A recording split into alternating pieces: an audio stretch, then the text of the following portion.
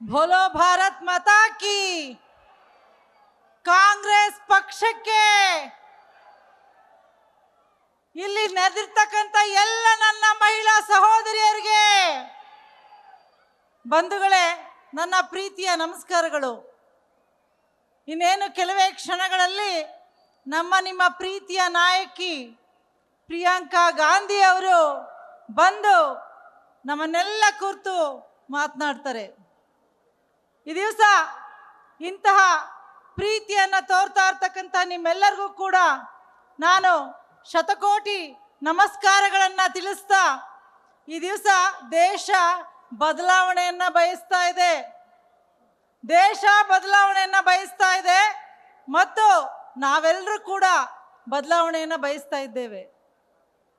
ಈ ಒಂದು ವೇದಿಕೆ ಕಾರ್ಯಕ್ರಮದಲ್ಲಿ ಕುಳಿತಿರ್ತಕ್ಕಂಥ ಎಲ್ಲ ನನ್ನ ನಾಯಕರು ಮತ್ತು ವೇದಿಕೆ ಮುಂಭಾಗದಲ್ಲಿ ಕುಳಿತಿರ್ತಕ್ಕಂಥ ನೀವೆಲ್ಲರೂ ಕೂಡ ಈ ಒಂದು ಬದಲಾವಣೆಗೆ ಈ ದಿನ ಸಾಕ್ಷಿಯಾಗಲಿಕ್ಕೆ ಇಷ್ಟೊಂದು ದೊಡ್ಡ ಮಟ್ಟದಲ್ಲಿ ಇವತ್ತು ಸೇರಿದ್ದೇವೆ. ಬೆಂಗಳೂರು ದಕ್ಷಿಣ ಕ್ಷೇತ್ರ ಮತಕ್ಷೇತ್ರ ಈ ದಿವಸ ಯಾವ ರೀತಿ ಚುನಾವಣೆಗೆ ಇದೇ 26ನೇ ತಾರೀಕು ಬರ್ತಕ್ಕಂಥ ಚುನಾವಣೆಗೆ ನಾವೆಲ್ಲರೂ ಕೂಡ ಸಿದ್ಧರಾಗಿದ್ದೇವೆ. ನಾನು ಹೇಳ್ತಾ ಇದ್ದೆ ಬದಲಾವಣೆ ಬಯಸ್ತಾ ಇದೆ ಅಂತೇಳಿ. ಈ ದಿವಸ ಮಹಿಳಾ ಮತದಾರರು, ನಮ್ಮ ಮಹಿಳೆಯರು, ನಾವು ಅರ್ಧದಷ್ಟು ನಮ್ಮ ಮತ ಮಾಡ್ತಕ್ಕಂಥವ್ರು, ಇವತ್ತು ಮತದಾನ ಮಾಡ್ತಕ್ಕಂಥ ಹೆಣ್ಮಕ್ಳು ನಾವು ಅರ್ಧದಷ್ಟಿದ್ದೀವಿ, ಅದಕ್ಕಿಂತ ಜಾಸ್ತಿನೇ ಇದ್ದೀವಿ. ಇವತ್ತು ಮಹಿಳೆಯರ ಪರವಾದಂತಹ ಧ್ವನಿ ಎತ್ತಕ್ಕಂತಹ ಸರ್ಕಾರ ನಮಗೆ ಬರಬೇಕಾಗಿದೆ. ರಾಜ್ಯದಲ್ಲಿ ಕಳೆದ ಸಲ ನಾವು ಹೇಳ್ದಂಗೆನೆ ಕಳೆದ ಬಾರಿ ಚುನಾವಣೆಯಲ್ಲಿ ತಾವು ತಮ್ಮ ಅಮೂಲ್ಯವಾದಂತಹ ಆಶೀರ್ವಾದವನ್ನ ನಮ್ಮ ಕಾಂಗ್ರೆಸ್ ಪಕ್ಷಕ್ಕೆ ಮಾಡೋದ್ರ ಮುಖಾಂತರ ತಮ್ಮ ಸೇವೆಯನ್ನ ಇನ್ನು ಹೆಚ್ಚಿನ ಮಟ್ಟದಲ್ಲಿ ಮಾಡಲಿಕ್ಕೆ ಅವಕಾಶವನ್ನು ಮಾಡಿಕೊಟ್ರಿ. ನಮ್ಮ ಪ್ರೀತಿಯ ನಾಯಕರಾದಂತಹ ರಾಮಲಿಂಗಾರೆಡ್ಡಿ ಸಾಹೇಬರಿಗೆ ತಮ್ಮ ಆಶೀರ್ವಾದದಿಂದ ಹೆಚ್ಚಿನ ನಿಮ್ಮ ಒಂದು ಸೇವೆಯನ್ನ ಮಾಡಲಿಕ್ಕೆ ಈ ಭಾಗದ ಜನ ಅವಕಾಶವನ್ನು ಮಾಡಿಕೊಟ್ರಿ. ಈ ದಿವಸ ನಮ್ಮ ಹೆಣ್ಣು ಮಕ್ಕಳಿಗೆ ನನ್ನ ಕಾಂಗ್ರೆಸ್ ಸರ್ಕಾರ ಶಕ್ತಿಯನ್ನ ಕೊಟ್ಟಿದೆ. ಅದು ಅಂತಿಂತ ಶಕ್ತಿ ಅಲ್ಲ, ಬಸ್ನಲ್ಲಿ ಉಚಿತವಾಗಿ ಓಡಾಡ್ತಕ್ಕಂತಹ ಫ್ರೀ ಬಸ್ ಉಚಿತ ಸೇವೆಯನ್ನ ನಮ್ಮ ಮಹಿಳೆಯರಿಗೆ ನಮ್ಮ ಘನ ಸರ್ಕಾರ ಕೊಟ್ಟಿದೆ. ಅದಕ್ಕೆ ರೂವಾರಿಯಾಗಿ ನಿಂತಹ ರಾಮಲಿಂಗಾರೆಡ್ಡಿ ಸಾಹೇಬರಿಗೆ ನಾನು ಕೈ ಮುಗಿದು ಧನ್ಯವಾದಗಳನ್ನ ನಿಮ್ಮೆಲ್ಲರ ಪರವಾಗಿ ಅರ್ಪಿಸಲಿಕ್ಕೆ ಇಚ್ಛಿಸ್ತೇನೆ. ಗೃಹ ಲಕ್ಷ್ಮಿ, ಗೃಹ ಜ್ಯೋತಿ, ಅನ್ನಭಾಗ್ಯ, ಯುವ ನಿಧಿ, ಶಕ್ತಿ ಇವು ಬರೀ ಯೋಜನೆಗಳಲ್ಲ, ಪ್ರತಿಯೊಬ್ಬ ಮಹಿಳೆಗೆ ಶಕ್ತಿಯನ್ನ ಕೊಡ್ತಕ್ಕಂಥ ಯೋಜನೆಗಳು.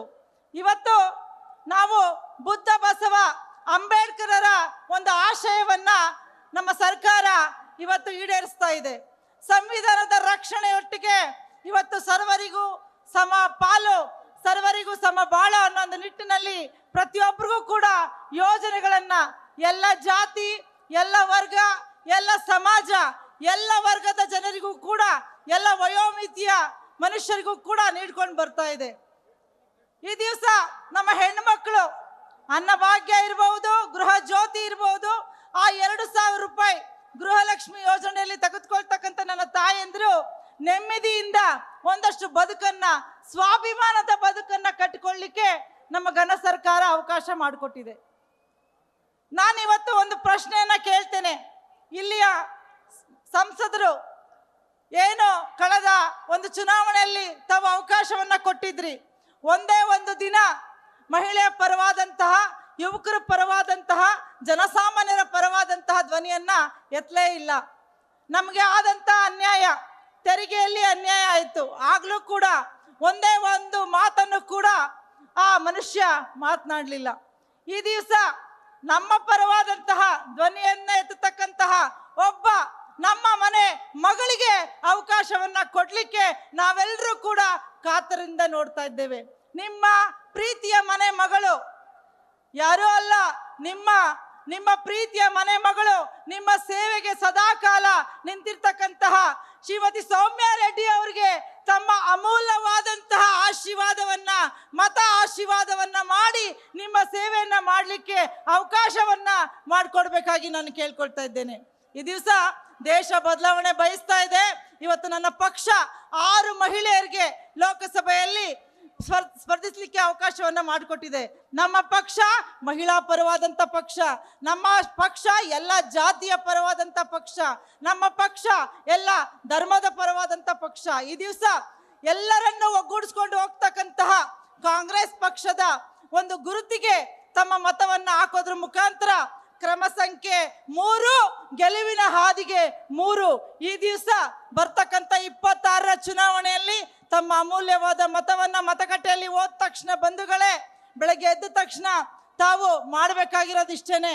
ನಮ್ಮೆಲ್ಲ ಕರ್ತವ್ಯಗಳಿಗಿಂತ ಮುಂಚೆ ನಮ್ಮ ಭವಿಷ್ಯಕ್ಕಾಗಿ, ನಮ್ಮ ಮಕ್ಕಳ ಭವಿಷ್ಯಕ್ಕಾಗಿ, ನಮ್ಮ ಬೆಂಗಳೂರು ದಕ್ಷಿಣ ಮತಕ್ಷೇತ್ರದ ಒಂದು ಭವಿಷ್ಯಕ್ಕಾಗಿ ನಾವು ನಮ್ಮ ಮನೆ ಮಗಳು ಅಂದ್ರೆ ನಮ್ಮ ಪ್ರೀತಿಯ ಸೌಮ್ಯ ರೆಡ್ಡಿ ಅವರನ್ನ ಗೆಲ್ಲಿಸ್ಕೊಂಡು ಬರೋದ್ರ ಮುಖಾಂತರ, ಅಮೂಲ್ಯವಾದ ತಮ್ಮ ಮತವನ್ನ ನೀಡೋದ್ರ ಮುಖಾಂತರ ಅವ್ರನ್ನ ಲೋಕಸಭೆಗೆ ಕಳಿಸ್ತಕ್ಕಂತಹ ಒಂದು ಕೆಲಸವನ್ನ ತಾವೆಲ್ಲರೂ ಮಾಡ್ಲೇಬೇಕಂತ ಹೇಳಿ ಕೈ ಮುಗಿದು ಕೇಳ್ಕೊಳ್ತಾ ಅವಕಾಶಕ್ಕಾಗಿ ವಂದಿಸಿ ನಾನು 2 ಮಾತುಗಳನ್ನ ಮುಗಿಸ್ತಾ ಇದ್ದೇನೆ.